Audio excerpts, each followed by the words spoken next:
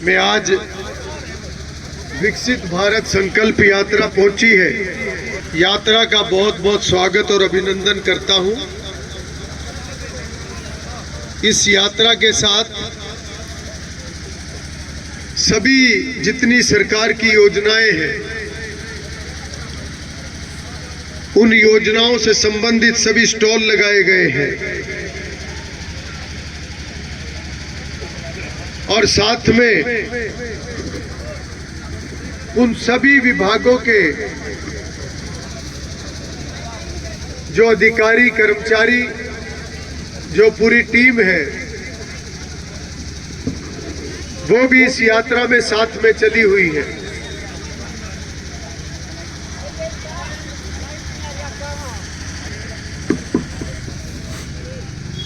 कि लोगों को योजनाओं की जानकारी हो।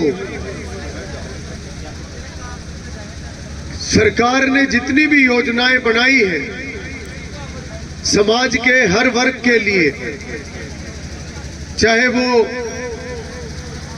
किसान है, चाहे गरीब आदमी है, मजदूर है, महिला है, युवा है, हर वर्ग के लिए सरकार ने बहुत सारी योजनाएं बनाई है। अभी सुदर्शन जुनेजा जी बोलते हुए बता रहे थे मोदी जी के बारे में और मनोहर लाल जी के बारे में। असलियत में हमारे देश के प्रधानमंत्री नरेंद्र मोदी जी और मुख्यमंत्री मनोहर लाल जी, ये दोनों ही बहुत तपस्वी हैं। मुझे याद है जब 2014 में आप सबके आशीर्वाद से पहले मोदी जी की सरकार बनी, बाद में हरियाणा में मनोहर लाल जी की सरकार बनी, तो विपक्ष के कुछ लोगों ने मनोहर लाल जी को कहा कि इनको कोई तजुर्बा नहीं है, ये मुख्यमंत्री बन गए, इनको कोई जानकारी नहीं है। तो मुख्यमंत्री जी ने जवाब दिया, सदन का पहला ही दिन था और मुख्यमंत्री जी ने जवाब दिया कि विपक्ष के लोग बिल्कुल ठीक कह रहे हैं कि उनको तजुर्बा ना तो जमीन में हड़पने का है, ना उनको तजुर्बा पैसा खाने का है और ना उनको तजुर्बा घोटाले करने का है। उनको तो तजुर्बा पूरे जीवन में सेवा करने का है और वो सेवा करने के लिए ही मुख्यमंत्री बने हैं। और उनका ये बयान उन्होंने साबित भी करके दिखाया। आज अगर हम मोदी जी की बात करें तो मोदी जी भी आज पिछले 9-9.5 सालों में लगातार उन्होंने देश को मजबूत करा है। देश की मजबूती के लिए उन्होंने धारा 370 को हटाकर कश्मीर को भी भारत के साथ जोड़ने का काम किया। जो पहले शरीर तो साथ था मगर आत्मा साथ में नहीं थी, क्योंकि कश्मीर के अंदर भारत का कानून नहीं चला करता था। वहां के लोगों को हमारे देश की योजनाओं का लाभ नहीं मिला करता था। आज वहां का भी गरीब आदमी, उनको भी हमारी केंद्र की सरकार की सभी योजनाओं का लाभ मिल रहा है। और इसी प्रकार से हमारी प्राचीन संस्कृति को दोबारा बहाल किया गया। मैंने कल कलेड़ी गांव में आयुर्वेदिक दवाई ली थी। मेरे को खांसी चल रही थी, 2-3 दिन पहले ठंड लग गई थी और मैंने जब वो आयुर्वेद की दवाई ली तो मुझे आराम आ गया। मैं स्टॉल पे घूम रहा था तो मैंने पूछा आयुष विभाग के एक स्टॉल के ऊपर के कितने लोग आए। उन्होंने कहा 67 या कितने बताए उन्होंने। हमारे बीच में हमारे पूर्व विधायक, बहुत ही आदरणीय मेरे बड़े भाई श्री रमेश कश्यप जी पहुंचे हैं। मैं आप सबकी तरफ से उनका बहुत बहुत स्वागत और अभिनंदन करता हूं। तो जब मैंने उन आयुष विभाग के स्टॉल वालों से अगला सवाल किया कि ज्यादा लोग किस बीमारी की दवाई लेने आए हैं, तो उन्होंने बताया कि सर्दी खांसी ज्यादा, तो बोले यही आए हैं। तो मेरे भी एकदम ध्यान में आया भी सर्दी तो मेरे भी लगी हुई है 2-3 दिन से। तो मैं बोला डॉक्टर साहब मुझे भी दवाई दो। और कमाल की बात यह है कि कल मेरी इतनी बुरी हालत थी, जब मैंने आयुष विभाग के स्टॉल से दवाई ली मुझे कल ही आराम आ गया, और आज तो मेरे ख्याल में 80% से भी ज्यादा मैं ठीक हूं। तो आज मैंने आके बताया कि मेरे को बड़ा आराम आया आपकी दवाई से, तो उन्होंने एक और छोटी सी डब्बी दे दी, बोले आधा चम्मच ये भी ले लो। मैंने वो भी ले लिया। और गर्म पानी तो नहीं मिला, गर्म पानी मंगाया था दवाई के साथ, ठंडा पानी ले आए। गर्म पानी आता तो और ज्यादा आराम आ जाता। जी कह रहे कुछ काम करेगा, ये नहीं कह रहे कि कोई नहीं अभी मंगा देंगे गर्म पानी, यूं कह रहे नहीं वो भी कुछ काम करेगा। ये लारेबाजी हमारे देश में खत्म हो ही नहीं सकती बजाज साहब। और मेरे को ये चीज अच्छी नहीं लगती। मैंने यहाँ अंदर आते वीडियो साहब को कहा गांव से इतनी बाहर प्रोग्राम क्यों कर दिया, गांव के अंदर होता तो 50 आदमी ज्यादा फायदा उठा लेते इसका। ये फॉर्मेलिटी की बात ना करो गुरु, आपको तो अभी तक गर्म पानी मंगवा देना चाहिए था। कलयुग है भाई, क्या क्या करवाना पड़ता है काम है।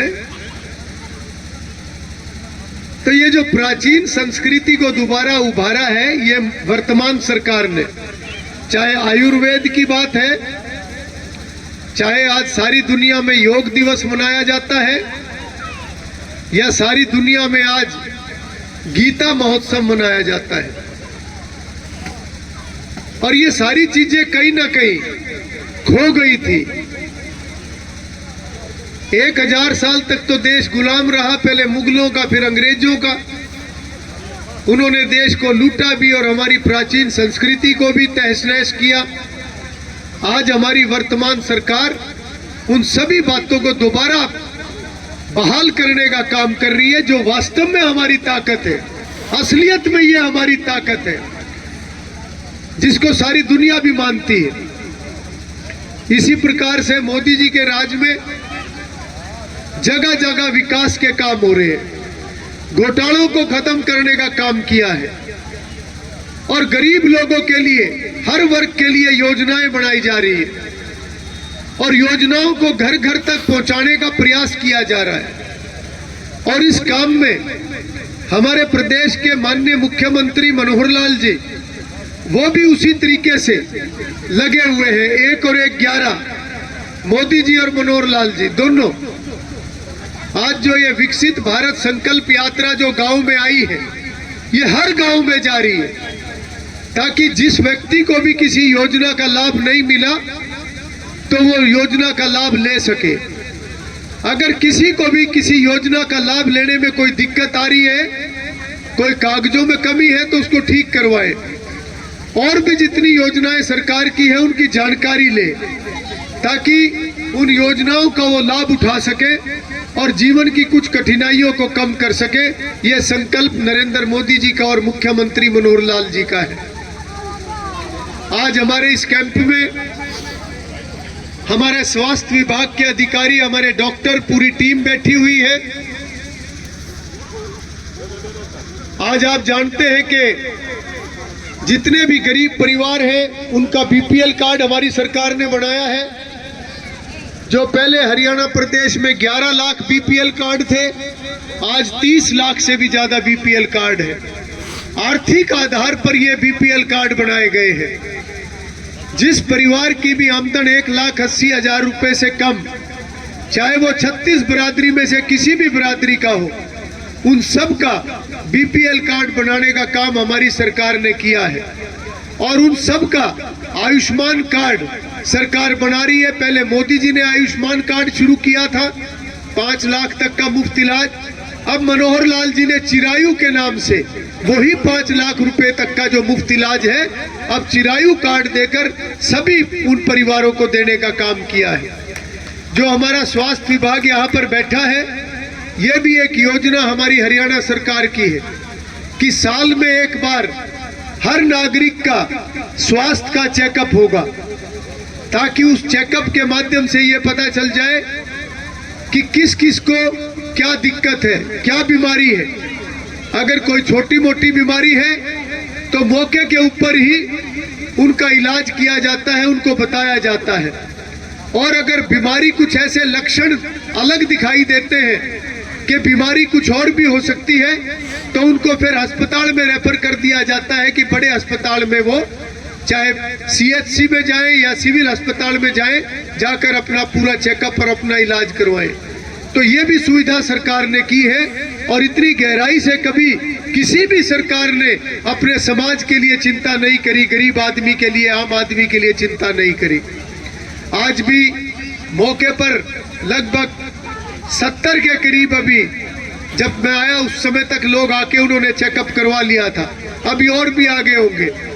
और मुझे ये जानकारी मिली कि कई उनमें से ऐसे थे, 5-7 ऐसे थे जिनका बीपी है, 5-7 ऐसे निकले जिनके शुगर है। तो इसका लाभ ये है कि किसी को भी अगर कोई बीमारी है और पता चल जाए तो वो अपनी बीमारी को काबू कर सकता है, कोई बड़ा खतरा नहीं होता। तो सरकार इतनी गहराई से सभी बातों को सोच रही है। इसी प्रकार से हमारे बाकी भी जो स्टॉल लगे हैं, चाहे वो कृषि विभाग है, चाहे वो पानी वाला महकमा है, चाहे वो बीडीओ दफ्तर है, चाहे हमारे जितनी भी योजनाएं हैं, फैमिली आईडी है, आयुष्मान कार्ड है, या और भी ऐसे जितने भी योजनाएं, पेंशन की बात है, दिव्यांग पेंशन की बात है, बीपीएल कार्ड की बात है, सभी मौके के ऊपर आए हुए हैं। और इनको आप अधिकारी कर्मचारी ना समझे, ये जितने भी अधिकारी कर्मचारी हम सब जितने यहाँ आए हुए हैं, ये सब सेवक के रूप में, मोदी जी की टीम के रूप में लोगों की सेवा करने का काम कर रहे हैं। इसीलिए गांव-गांव में ये यात्रा जारी है।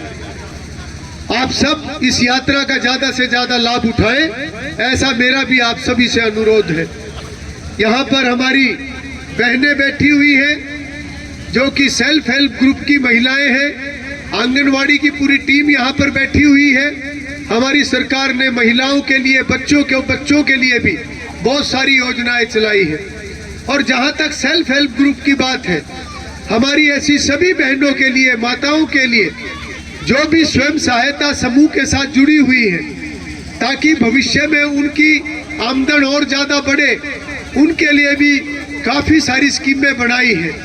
और मैं बताना चाहूँगा कि स्वयं सहायता समूह की जितनी भी महिलाएं हैं, उनके काम और बेहतर हो, वो जो भी चीज बनाती है वो और अच्छी बनाए, उसको लेकर हरियाणा की सरकार ने, मनोहर लाल जी की सरकार ने एक नया सेल्फ हेल्प ग्रुप का ट्रेनिंग सेंटर घरोंडा के अंदर मंजूर किया है। ये पूरे हरियाणा प्रदेश के अंदर जिला स्तरीय पहला एक ट्रेनिंग सेंटर बनेगा, जो 1 एकड़ के अंदर बनकर और लगभग 3.5 करोड़ रुपए की उसकी लागत आएगी। उसके बाद हम अपनी सभी बहनों को जो भी वो काम कर रही है, उनको और ट्रेनिंग देने का काम करेंगे, ताकि जो भी चीज वो बनाए वो और अच्छे तरीके से बनाए, और बाद में वो चीज जो 100 रुपए की बिकती है वो 200 रुपए की बिके या और ज्यादा बिके, ताकि जो पैसा महिला के हाथ में आता है, ये मेरे जीवन का तजुर्बा है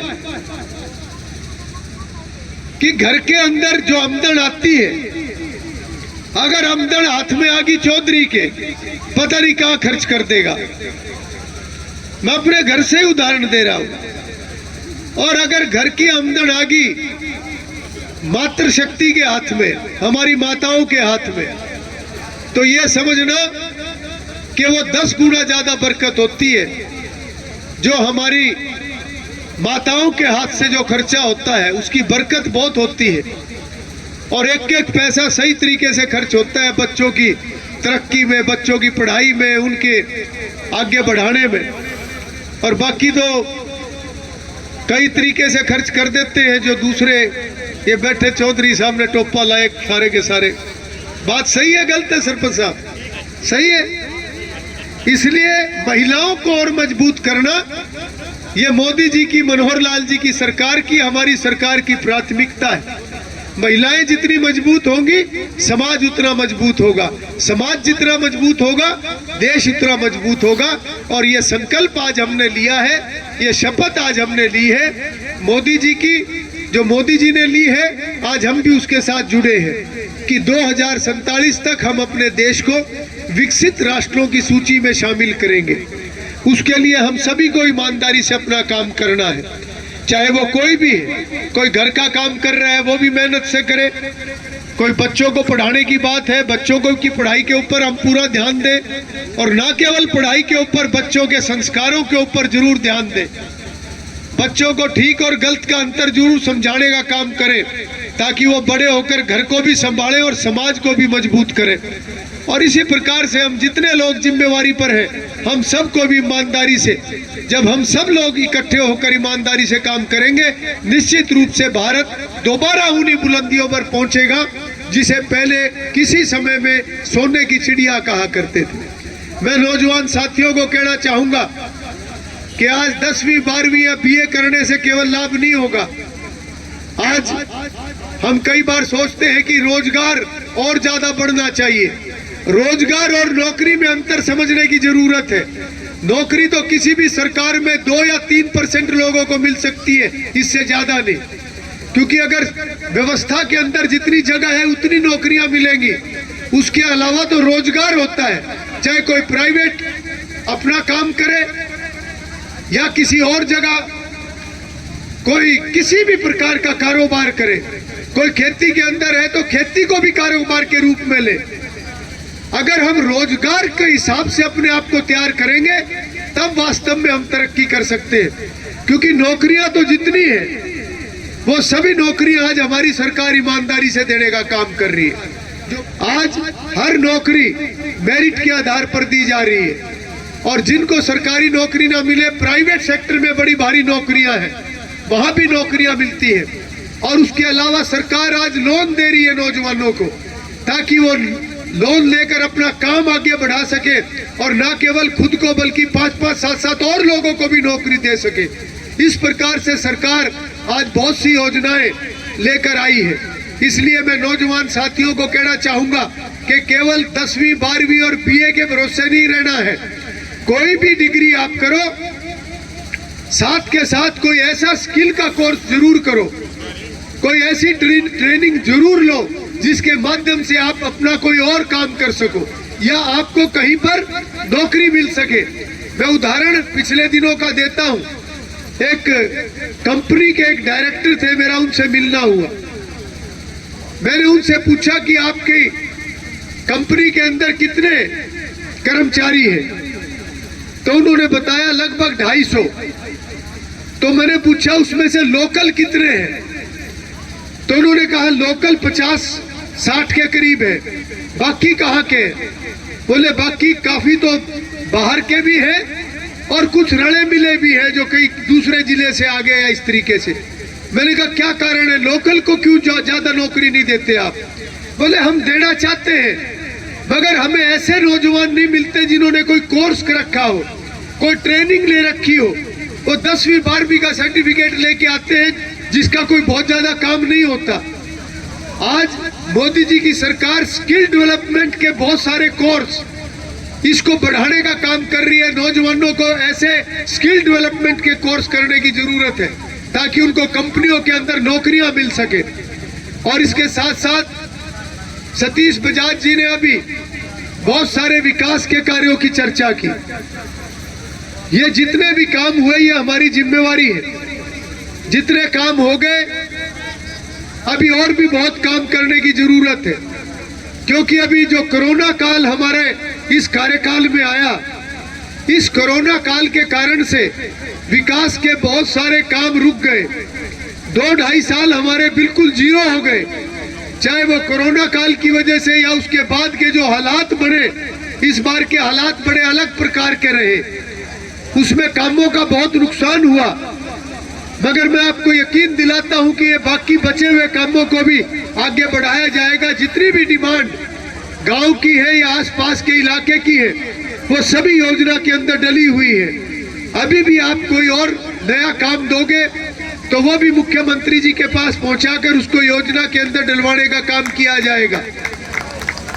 परंतु अगर मैं याद दिलाऊं 2014 की, जब 2014 में हमारी सरकार बनी थी, उससे पहले कि क्या हालात थे इलाके के। मुझे याद है जब मैं चौरा माजरा इन गांवों में आया करता था या पीछे के गांवों में आया करता था, जो पीछे वाले गांव हैं, चाहे वो मुंडीगढ़ी है, सदरपुर है, आगे बलेड़ा है, या इस साइड में हमारा नगला मेगा है, आगे के जितने भी गांव हैं, इनमें से बहुत सारे गांव तो ये कहा करते थे कि हमें आज तक यही नहीं पता कि हम हरियाणा में है या यूपी में है, भारत में है या पाकिस्तान में है, क्योंकि यहाँ कोई सुध नहीं लेता हमारी। और असलियत में हालात भी ऐसे थे। लालूपुरे के सरपंच भी बैठे हैं, यही बात थी सरपंच साहब। आज जगह जगह काम हो रहे हैं। हमने पिछले 9 सालों में बहुत से विकास के काम हमारी सरकार ने किए। चौरा गांव वाले तो ये कहा करते थे कि हमारे दूर से अगर कोई रिश्तेदार आने हैं वो तो हमारे गांव में ही नहीं आके राजी, रास्ता ही नहीं है कोई। ऐसे हालात सड़कों के थे, ऐसे हालात वातावरण के थे। खुल के लोग बोला करते थे कि हमारे तो रिश्तेदारों ने भी आना छोड़ दिया। मगर जब हमारी सरकार बनी उसके बाद बहुत से विकास के काम हुए। हमने बहुत सी सड़कों का, मुख्यमंत्री मनोहर लाल जी के आशीर्वाद से बहुत सड़कों का निर्माण कराया। ये कम से कम 25-30 साल पुरानी डिमांड थी, जो ये फैजलीपुर माजरा चौरा से जो जीटी रोड को कनेक्ट करने वाली सड़क, ये सड़क बनी हमारी पिछले प्लान में। मैं एक बार चौरा से जा रहा था, तो जब मैं चौरा से जा रहा था तो मैं फैजलीपुर माजरा से मुड़ने की बजाय मैं कच्चे रास्ते पे चल पड़ा। मैंने कहा ये कच्चा रास्ता कैसा है, मैं कहा इस रास्ते को देखता हूं। मैंने उस रास्ते पे गाड़ी चढ़ा दी, उस रास्ते पे चला तो सामने एक बुजुर्ग ने गाड़ी रोक ली। मैं नीचे उतरा, मैंने उनको नमस्कार करा। चेला राम जी थे, चेला राम जी थे।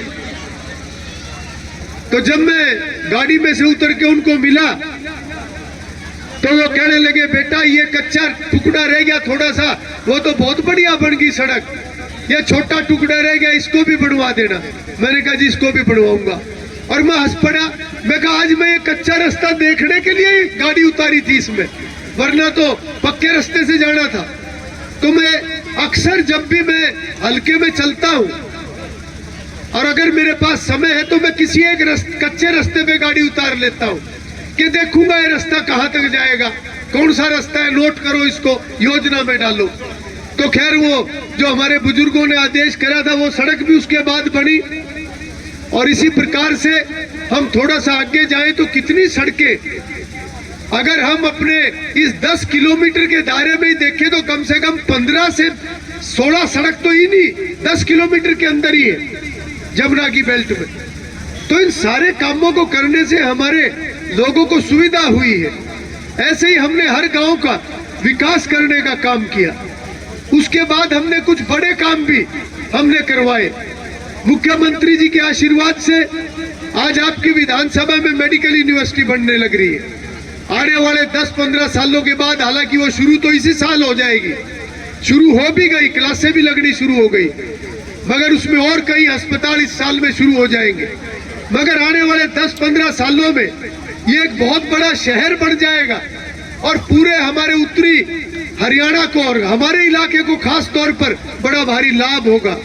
चंडीगढ़, दिल्ली जैसा इलाज यहाँ पर मिला करेगा। ऐसा काम हमारे मुख्यमंत्री मनोहर लाल जी ने किया है। और इस प्रकार से बहुत सारे अस्पतालों का निर्माण करवाया उन्होंने। 5 नए PHC बनवाए, लड़कियों का कॉलेज बनवाया, 2 ITI, एक GT रोड पर और दूसरी अब मंजूर कर दी जमुना बेल्ट के लिए। इसी प्रकार से आपका सब डिवीजन बनवाया घरौंडा को, आपका बस अड्डा बनवाया, आपकी 70 नई सड़कें बनवाई, 40 नए पुल बनवाए। मैं तो मुख्यमंत्री जी का जितना आभार व्यक्त करूं मैं समझता हूं उतना थोड़ा है। आज हम किसानों की बात करें तो हमारे लिए नई शुगर मिल बनवाने का काम किया, 20 साल से शुगर मिल कंडम पड़ी थी। कितनी बार घोषणाएं हुई थी, किसी ने सुध नहीं ली थी हमारे इलाके की। कौन सा? हाँ, बजाज साहब को भी फायदा होता है उसका। बजाज साहब ने बताया कि गोरंडा के अंदर रेलवे की जमीन लेकर और 20-25 गांव का रास्ता बनाने का काम किया।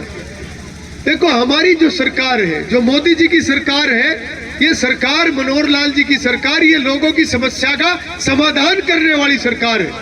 तो मैं तो आपको इतना ही कहूंगा कि आप लोगों को हर योजना की जानकारी होनी चाहिए, योजनाओं का आप लाभ उठाएं। हमारी सरकार ने जो पेंशन है 2000 रुपए बढ़ाने का काम किया है। पिछली सरकार ने 10 साल में 500 रुपए बढ़ाई थी, हमारी सरकार ने 9 साल में 2000 रुपए बढ़ाने का काम किया है। और जो ये बीपीएल कार्ड नए बनाए हैं 36 बरादरी के, इन सब के लिए भी बहुत सारी योजनाएं सरकार ने बनाई है। मैं 2-3 योजनाओं का जिक्र जरूर करूंगा। ऐसे सभी परिवारों को आयुष्मान कार्ड सरकार देगी। ज्यादातर के बन भी चुके हैं, जिनके बचे हैं उनके बनने लग रहे हैं। 5 लाख तक का मुफ्त इलाज उनका सरकारी और प्राइवेट अस्पतालों में वो मुफ्त रहेगा। ऐसे परिवारों को आने वाले समय में मकान भी, जिनके टूटे हुए या कच्चे मकान हैं, उनके मकान भी सरकार अगले 3-4-5 सालों के अंदर बना के देने का काम करेगी। और मकानों के लिए किसी को धक्के खाने नहीं पड़ेंगे। जैसे आप लोगों को घर बैठे बीपीएल कार्ड बनाने का काम सरकार ने किया, ऐसे ही जब आपका नंबर आएगा तो घर बैठे आएगा, कहीं जाने की जरूरत नहीं है। और उसके साथ साथ ऐसे सभी परिवारों को राशन भी मिलना शुरू हो गया। और आने वाले टाइम में ऐसे सभी परिवारों की बेटियां जो कि 12वीं के बाद कॉलेज तक जहां तक पढ़ना चाहे, उसकी सारी फीस उन बेटियों की वो हरियाणा की सरकार देगी। यह भी योजना शुरू कर दी। और ऐसे परिवारों का कोई भी सदस्य अगर भगवान को प्यारा हो जाए तो 1 लाख से 5 लाख रुपए तक का सहारा इन सभी गरीब परिवारों को हरियाणा की सरकार, मनोहर लाल जी की सरकार लगाने का काम करेगी। क्योंकि गरीब परिवार से अगर कोई किसी की मृत्यु हो जाए तो परिवार हिल जाता है। इसलिए ये योजना बनाई है कि अगर कोई छोटा बच्चा है 6 साल से 12 साल, अगर उसकी मृत्यु हो जाए तो 1 लाख रुपया परिवार को मिलेगा। अगर 12 से 18 साल की उम्र है तो 2 लाख रुपए मिलेंगे। अगर 18 से 25 साल की उम्र है जिसकी मृत्यु हुई है तो उस गरीब परिवार को 3 लाख रुपए मिलेंगे। और अगर जिसकी मृत्यु हुई है उसकी उम्र 25 साल से 45 साल तक है तो पूरे 5 लाख का सहारा मनोहर लाल जी की सरकार उस गरीब परिवार का लगाएगी। और इसी प्रकार से अगर उम्र 45 साल से 60 साल तक है तो 3 लाख रुपए। तो ये बहुत बड़ी योजना ये सरकार ने बनाई है। और मैं उम्मीद करता हूं कि आप सभी योजनाओं की जानकारी लेंगे और जिस योजना का भी कोई व्यक्ति पात्र है उस योजना का लाभ उठाने का वो काम करेंगे। सरकार योजनाओं को बना भी रही है और धरातल तक उतारने का काम भी कर रही है। सरकार की ये सोच है, मोदी जी की ये सोच है और मनोहर लाल जी की ये सोच है कि सरकार के खजाने से किसी भी योजना के लिए पैसा चले तो उस व्यक्ति को जरूर लाभ मिलना चाहिए, कोई रह ना जाए। इसलिए गांव-गांव में ये जो यात्रा है इसको चलाने का काम किया जा रहा है। इसके साथ साथ विधुर पेंशन भी चालू की है सरकार ने और चौकीदारों का भी मानदेय, वो भी एक योजना जो है वो उसका ऐलान भी मुख्यमंत्री जी ने किया है। बताने को बहुत सारी बातें हैं पर मैंने भी कई गांवों में जाना है, आपने भी अपने और काम करने हैं। मैं अपनी बात को यही समाप्त करता हूं। आपने सबने मेरी बात को बहुत धैर्यपूर्वक सुना। मैं आप सबका बहुत बहुत धन्यवाद करता हूं। आप सभी का बहुत बहुत आभार।